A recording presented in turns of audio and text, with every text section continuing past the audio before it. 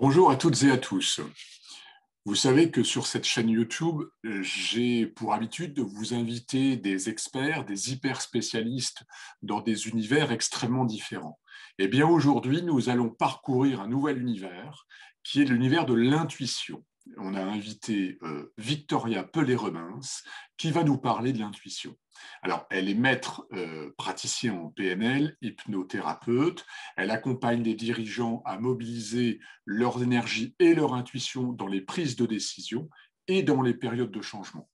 Victoria se présente, c'est assez intéressant d'ailleurs, elle se présente comme une exploratrice de l'intuition depuis de nombreuses années. Elle va vous raconter son parcours. Bien évidemment, on n'arrive pas à être spécialiste de l'intuition tout à fait par hasard. Alors, elle est l'auteure du livre que vous voyez juste à côté de moi, du livre Tous intuitifs, et nous offre à travers son ouvrage des repères pour véritablement l'explorer. L'intuition, nous dit-elle, n'a besoin que de notre confiance pour la laisser se manifester. Et elle rappelle cette fameuse citation, l'intuition est la plus haute forme d'intelligence. Et elle va essayer de nous le démontrer. Alors, elle nous parle des trois formes d'intuition, l'intuition visionnaire, l'intuition contextuelle et l'intuition relationnelle. Cette intuition qui doit être traitée comme une information, qui émerge de l'inconscience vers la conscience et qui fonctionne par image, par ressenti, par fulgurance, nous dit-elle, et vient compléter notre raisonnement pour aboutir à l'évidence d'un choix. Je vous souhaite une belle découverte de l'intuition avec Victoria. Bonjour à toutes et à tous, nous revoici dans le Parc des Impressionnistes et j'ai le plaisir de recevoir aujourd'hui Victoria Pelé-Remins. Je vous remettrai les coordonnées de son livre Tous intuitifs et elle va nous parler aujourd'hui de l'intuition. Bonjour Victoria, merci d'accepter mon invitation. Mais avec plaisir, merci pour ton invitation. Est-ce que tu peux te présenter en quelques mots? Qui es-tu en fait? Voilà. Je suis une exploratrice, j'explore l'intuition. C'est une découverte en fait qui est arrivée il y a 18 ans et c'est pas une découverte, c'est plutôt une acceptation. Je suis une ancienne intuitive anonyme. C'est d'une certaine manière, comme beaucoup aujourd'hui, je précise ce terme de l'anonymat. Je suis une hypersensible et j'ai commencé par un parcours qui ne me ressemblait pas, mais j'ai tout contenu, j'ai contenu cette sensibilité sans savoir que ça pouvait être un atout et même une chance. Le mot chance, c'est lorsqu'effectivement une coach, j'ai vécu aux États-Unis, et aux États-Unis on a un regard sur la sensibilité et sur l'intuition extrêmement différent. Et lorsqu'elle m'a dit, mais Victoria, c'est une chance incroyable d'être aussi sensible, c'est dommage de contenir tout cela. J'ai compris, j'ai vraiment eu cet éclair, ce moment décisif dans ma vie où j'ai absolument tout entrepris, tout arrêté. J'avais créé une entreprise et j'ai tout arrêté pour reprendre mes études parce que j'ai compris que se trouvait là non seulement quelque chose pour le sens de ma vie, pour découvrir qui j'étais, apprivoiser cette sensibilité, mais j'ai pu aussi observer justement cette différence culturelle, en particulier entre les Français et puis d'autres cultures comme les États-Unis, mais pas seulement. Et en France, on a un regard extrêmement complexé sur la sensibilité et sur l'intuition. Et j'ai voulu vraiment à la fois apprivoiser et mieux comprendre, et cette exploration finalement m'a montré que je pouvais aussi le transmettre, structurer, et ça m'a amené à créer une méthode pour en fait passer d'une notion floue à quelque chose de clair, avec des repères qui puissent être acceptables dans notre culture, pour véritablement l'explorer. Est-ce que tu peux nous parler de l'intuition? Qu'est-ce que c'est que l'intuition? C'est quelque chose en fait d'assez vague pour plein de gens. C'est totalement impalpable, d'autant qu'en plus nous sommes dans des sociétés très éduquées mais très rationnelles. Qu'est-ce que l'intuition? Et comment justement toi tu as travaillé sur l'intuition sur ces 18 années? Oui, mais écoute, je vais commencer par une affirmation qui peut être vécue comme une provocation, qui peut être en tout cas étonnée. C'est ce que dit le directeur de l'Institut Max Planck. Gerd Gigerenzer en fait affirme que l'intuition, c'est la plus haute forme d'intelligence.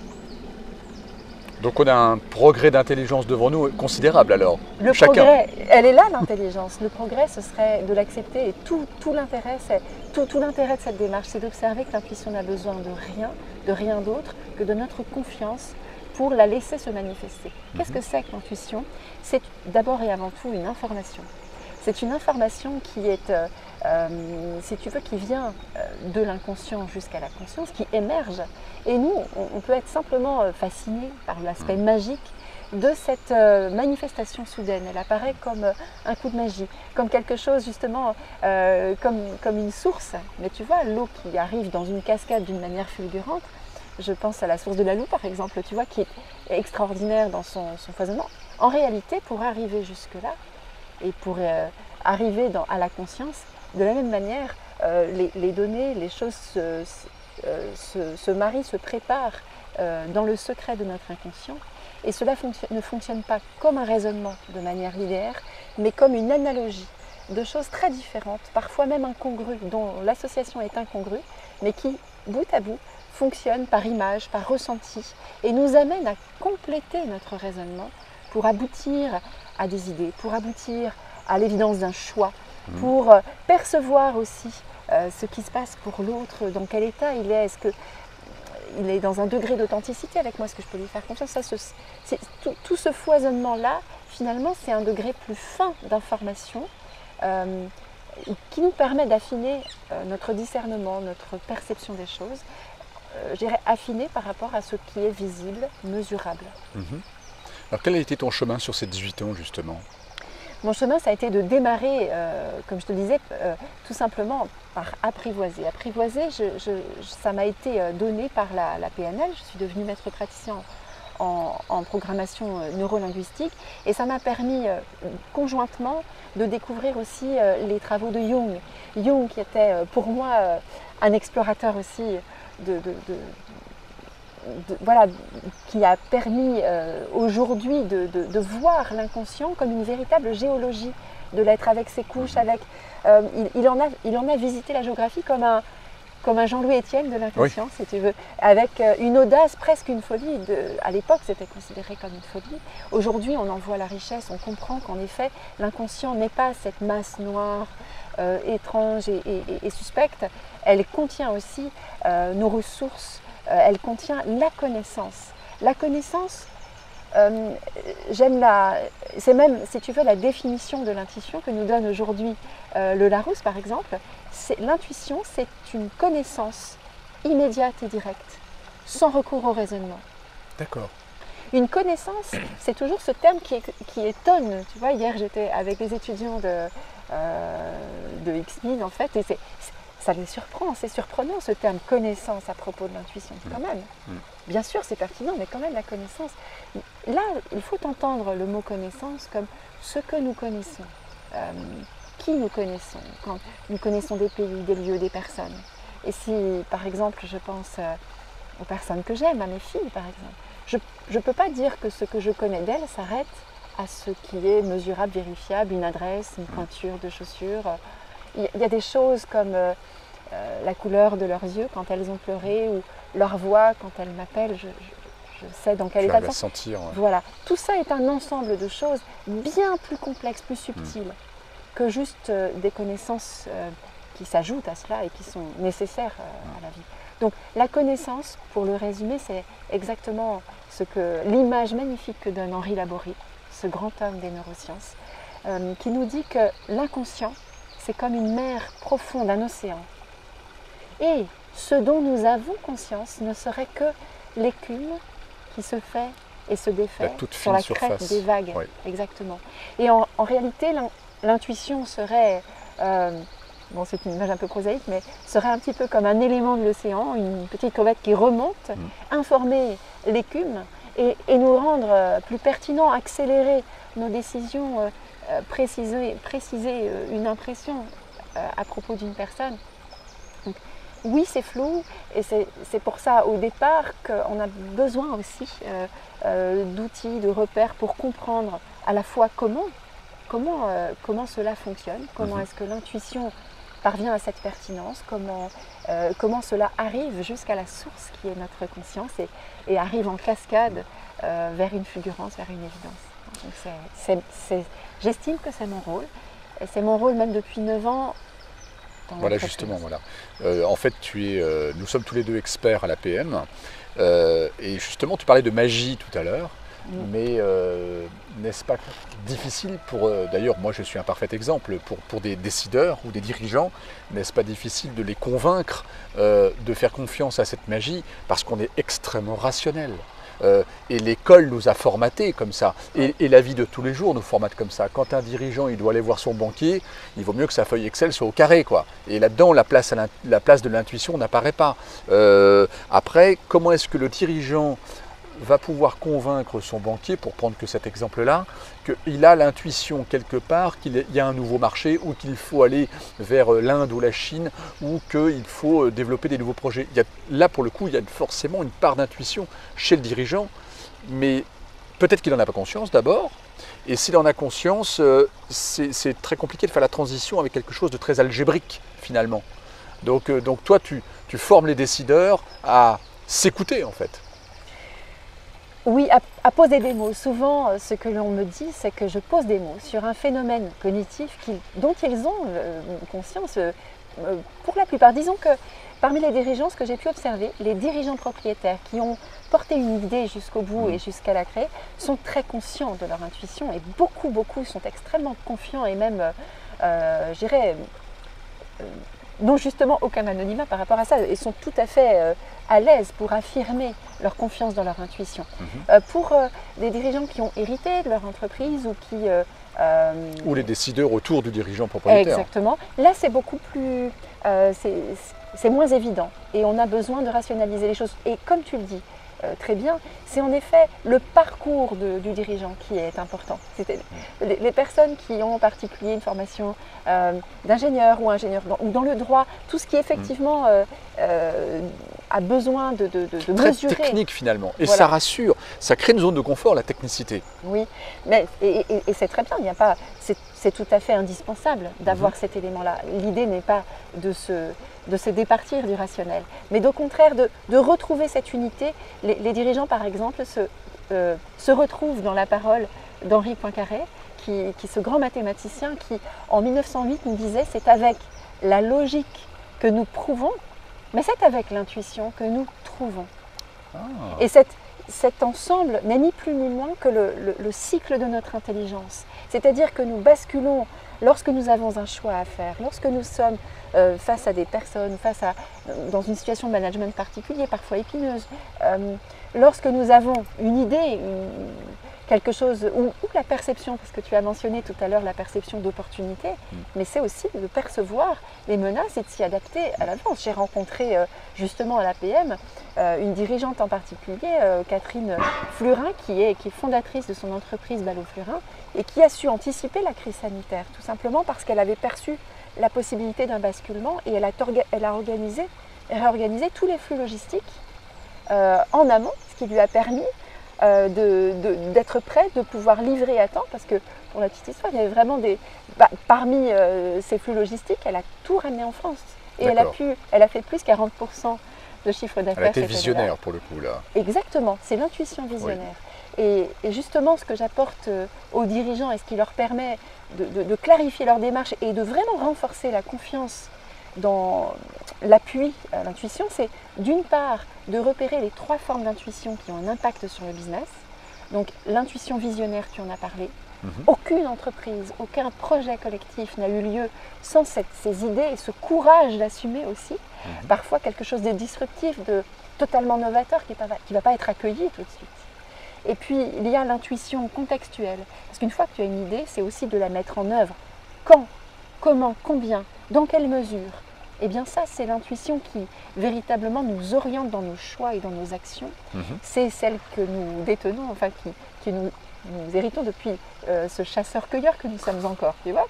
Et ensuite, il y a l'intuition relationnelle, parce qu'on ne fait rien seul, et que, eh bien parfois, il y a des dirigeants qui justement vont être excellents dans l'intuition visionnaire, mais qui vont manquer de perception sur ceux qui les entourent. Et là, on a besoin d'être d'être plusieurs, c'est d'être différents.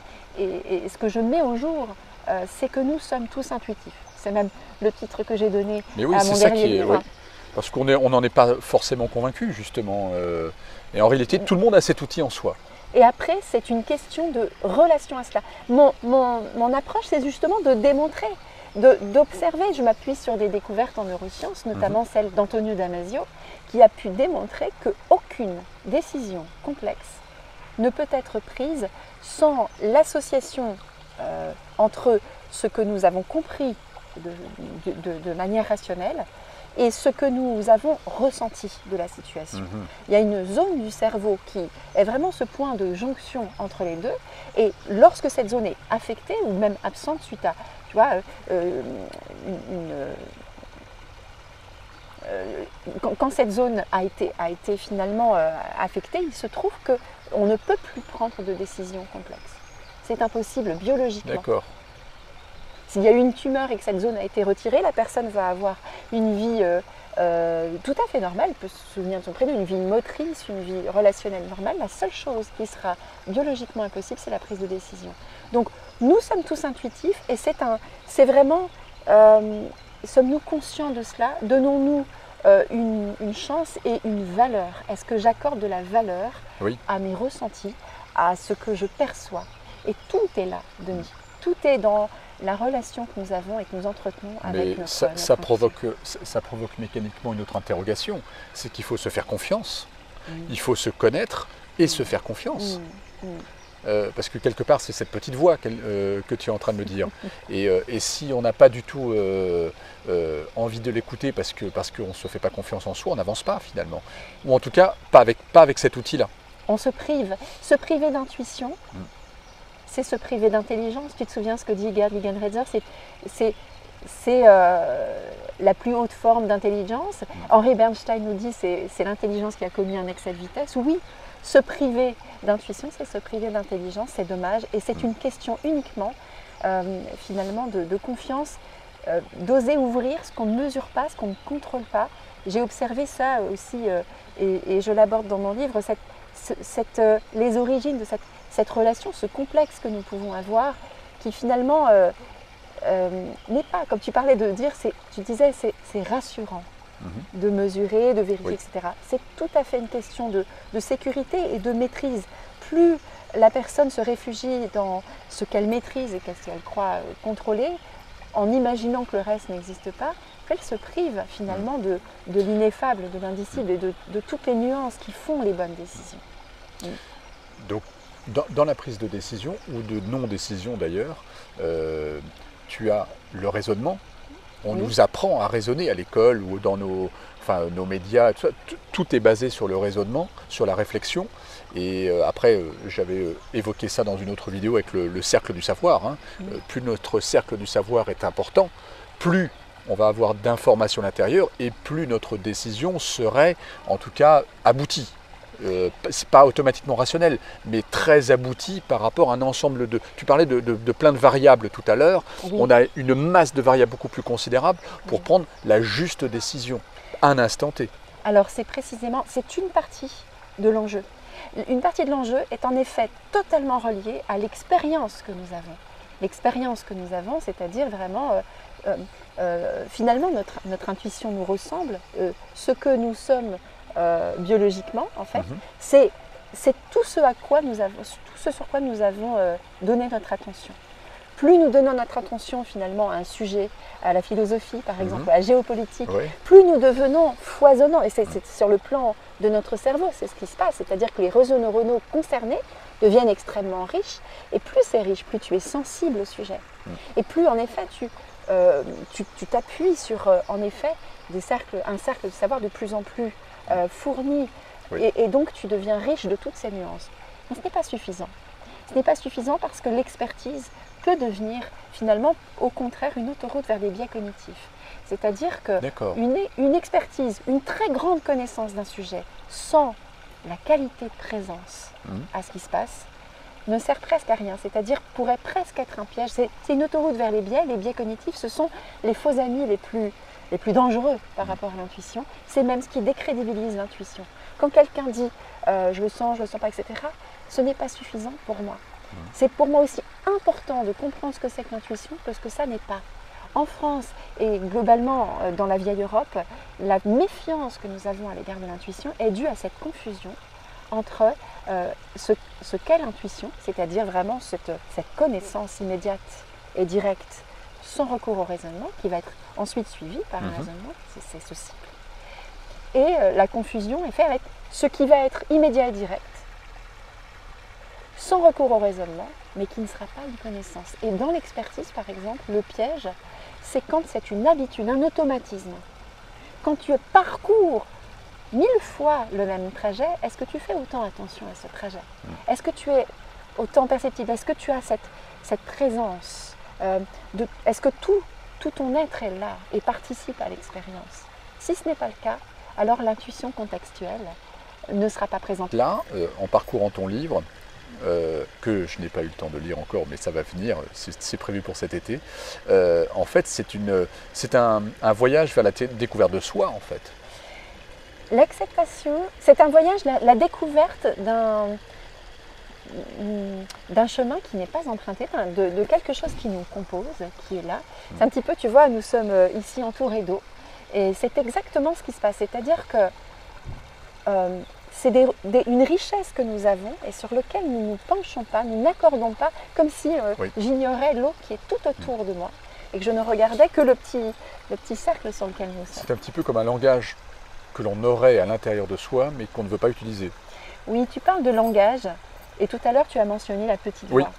Alors j'ai souri parce que quand tu mentionnes la petite voix, tu nous informes de la manière dont l'intuition se manifeste pour toi. D'accord. En l'occurrence, et je questionne les personnes, voilà comment ça se passe.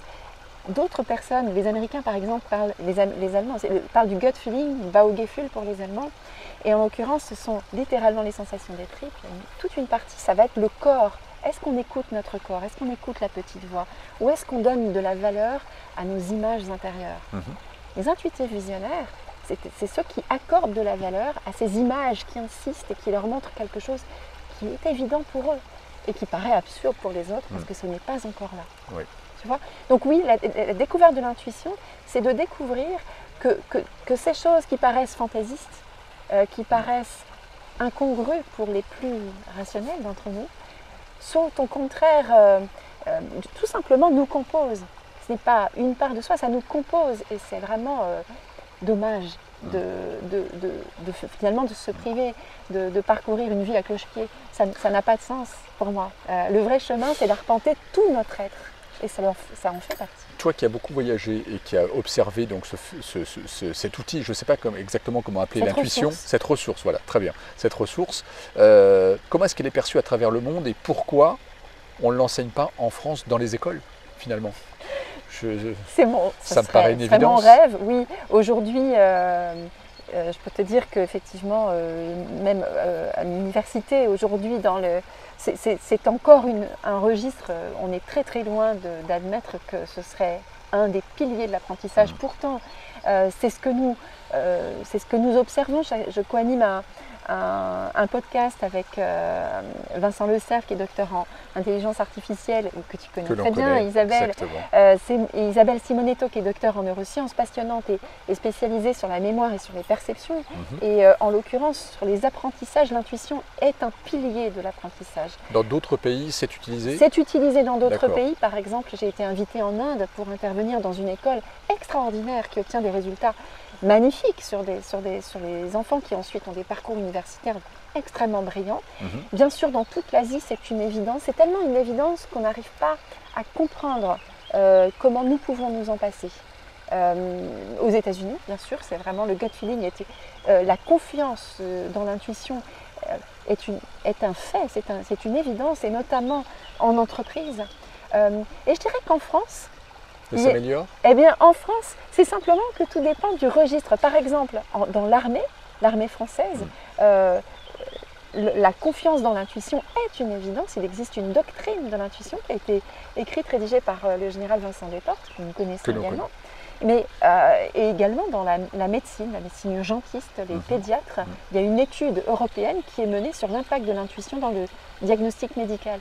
Donc, en l'occurrence, c'est vraiment spécifiquement dans l'entreprise et dans les institutions, dans l'université, que la méfiance est encore là en France. L'Angleterre, qui se méfiait autant de l'intuition que la France, était un des pays qui mène le plus de ressources, le plus de recherches sur ce thème. Il y a un symposium tous les 2 ans en Australie sur l'état des recherches sur l'intuition partout dans le monde. Très et l'Angleterre, l'Italie, la Californie aux États-Unis, l'Australie comptent beaucoup de chercheurs sur ce registre. En France, nous n'en avons plus. Oui, mais nous, peut-être aussi que nous avons cet immense bénéfice du poids de l'histoire. Peut-être que les Lumières sont encore très présentes finalement, les philosophes des Lumières. Peut-être que c'est ça le frein, quelque part. Oui, il faut juste marier les choses. Tu as identifié très précisément le moment. En fait, il y a deux éléments. Effectivement, les Lumières et l'idée de comprendre le savoir. Et le savoir qui finalement est un îlot de la connaissance. Mais le savoir, la quête, effectivement cette quête-là, et ensuite l'ère industrielle. C'est-à-dire que par l'ère industrielle, dont nous sommes l'acteur principal avec l'Angleterre, au départ, c'est d'observer qu'on va tout pouvoir planifier, on va tout pouvoir contrôler, et on a tout industrialisé. Et on pense même on s'est industrialisé soi-même avec tous ces plannings. Et nous passons à côté d'une part de nous si importante, d'une certaine manière. On ne regarde que sous le réverbère, et finalement nous ne sommes pas que cela. Une chose essentielle, c'est que c'est une ressource. Donc c'est quelque chose qui est là à notre service pour nous aider, nous accompagner et grandir. Donc il faut vraiment creuser cet aspect-là de la chose. C'est pas du tout ésotérique, c'est une ressource. Et j'ai bien noté l'intuition visionnaire. Pour ceux qui ont la chance d'avoir une vision, d'avoir la possibilité de construire une vision, c'est un outil qui pourrait être très important. Et l'intuition contextuelle pour savoir décider, être dans l'action. C'est très important pour des gens comme moi d'être dans l'action. Donc je retiens ces choses-là. On va parcourir ton livre avec une immense joie et beaucoup de curiosité. Et vous savez que la curiosité est un moteur pour apprendre. Et donc je vais préciser tout ça, je vais préciser ton site également. Sur ton site, on peut justement apprendre pas mal de choses. Je pense même que les gens de mémoire peuvent se tester leur intuition. Voilà. Effectivement, dans la méthode que j'ai mis en place, c'était d'observer qu'on peut découvrir quel est le profil intuitif approfondi. Oui. Et ce qui m'a amené, c'est d'observer que maintenant les entreprises me demandent ça, me demandent de découvrir quel est le profil intuitif de leurs équipes. Donc c'est en répondant à leur demande que a vu le jour cette méthode dont on pouvait découvrir. Mais c'est bien, les entreprises bougent, il se passe plein de choses en ce moment. C'est important d'avoir, de connaître les valeurs d'un groupe ou les valeurs d'une entreprise. Et c'est pareil pour l'intuition, c'est intéressant d'avoir un profil. Victoria, mille merci. Merci d'être venue jusqu'ici. Et en tout cas, on se reverra pour faire plein d'autres choses. Merci Victoria. Avec plaisir Denis, merci. Merci.